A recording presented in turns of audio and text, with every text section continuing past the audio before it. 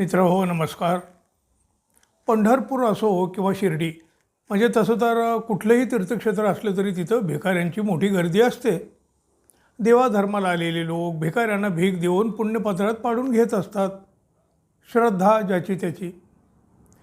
पण बघा, ज्या भिकाऱ्यांना भीक दिली जाते या भिकाऱ्यांची कुणी कधी कसलीही चौकशी करत नसतं. अरे बाबा, कुठला आहेस तू, भीक मागण्याची वेळ तुझ्यावर का आली, असलं काहीही कुणीही विचारत नसतं. पण जेव्हा कधी अशा मंडळींची म्हणजे या भिकाऱ्यांची जेव्हा काही चौकशी होते किंवा तसा काही प्रसंग येतो तेव्हा अनेकदा धक्कादायक प्रकार आपोआप समोर येत असतात.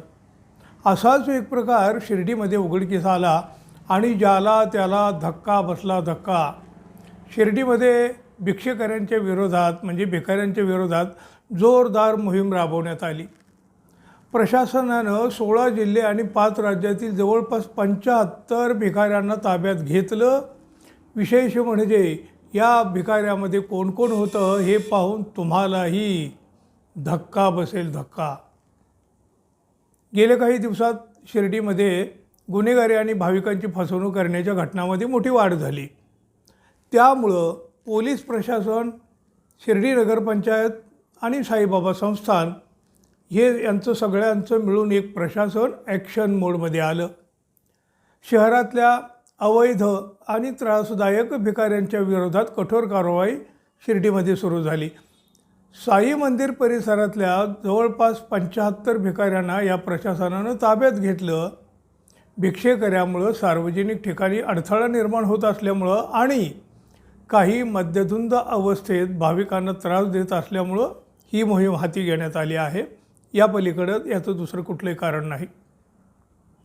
बघा, या विशेष मोहिमेत अहिल्यानगर, मुंबई, छत्रपती संभाजीनगर, नाशिक, पुणे, वाशिम, जळगाव, अकोला, बुलढाणा, नांदेड, जालना, बीड, सांगली, सोलापूर, यवतमाळ आणि भंडारा या जिल्ह्यातले, त्याचबरोबर कर्नाटक, मध्य प्रदेश, आंध्र प्रदेश, बिहार आणि पश्चिम बंगाल या राज्यातील भिक्षेकरी सापडले. काही भिक्षेकरी बघा संपूर्णपणे कुटुंबाच्या आर्थिक अडचणीमुळे भीक मागत होते, ही इथं उघड झालं.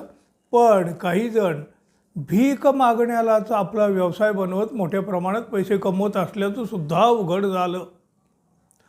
यामध्ये बघा सगळ्यात मोठी गोष्ट, एक सेवानिवृत्त सहाय्यक फौजदार, एक उच्चशिक्षित इंग्रजी बोलणारा तरुण आणि कर्ज फेडण्यासाठी भीक मागणारी एक आई ही देखील या गर्दीत आढळली.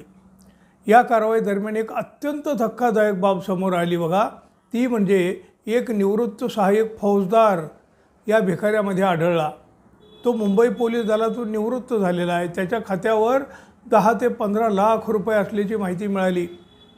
तरीही तो शिर्डीत भीक मागत असल्यानं पोलीस देखील अवाक झाले, आश्चर्यचकित झाले. हा काय प्रकार आहे? पंढरपूर असो किंवा शिर्डी म्हणजे तसं कुठलंही तीर्थक्षेत्र असलं की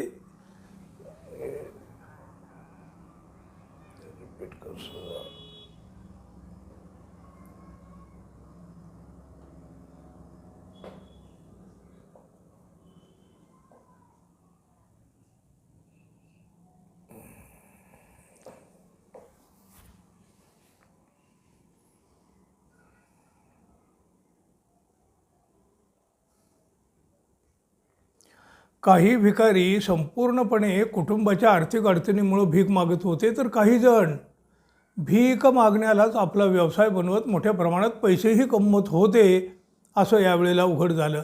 यामध्ये बघा सगळ्यात मोठी आणि धक्कादायक बाब, अहो एक सेवानिवृत्त सहाय्यक फौजदार, एक उच्चशिक्षित इंग्रजी बोलणारा तरुण आणि बघा कर्ज फेडण्यासाठी भीक मागणारी एक आई, हे देखील या भिकाऱ्यांच्या गर्दीत आढळून आले.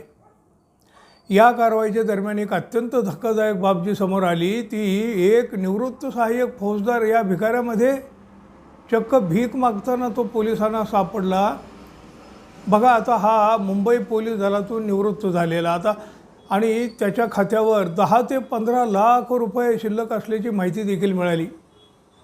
पण तो मात्र शिर्डीत भीक मागत असल्यामुळं पोलीस आश्चर्यचकित झाले अवाक झाले. याशिवाय भिवंडी इथल्या एक उच्च शिक्षित तरुणालाही या भिकाऱ्यामध्ये पोलिसांनी पकडलं. अहो, त्याने पोलीस अधिकाऱ्यांशी अस्खलित इंग्रजीत संवाद साधला, म्हणजे पुन्हा हा भिकारीचा परिणाम. पण अजून एक संवेदनशील बाब म्हणजे एका महिलेने आपली सून आणि लेकावरील कर्ज फेडण्यासाठी भीक मागण्याचा निर्णय घेतला होता. ही आई आपल्या कुटुंबाला आर्थिक संकटातून बाहेर काढण्यासाठी शिर्डीमध्ये भीक मागताना दिसून आली. तिची परिस्थिती पाहून अनेकांना हळहळही वाटली. पण खरा धक्का बसला ना तो निवृत्त पोलीस फौजदाराला पाहून.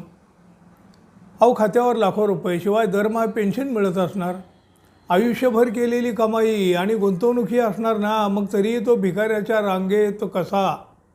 त्याच्यावर ही वेळ का आली?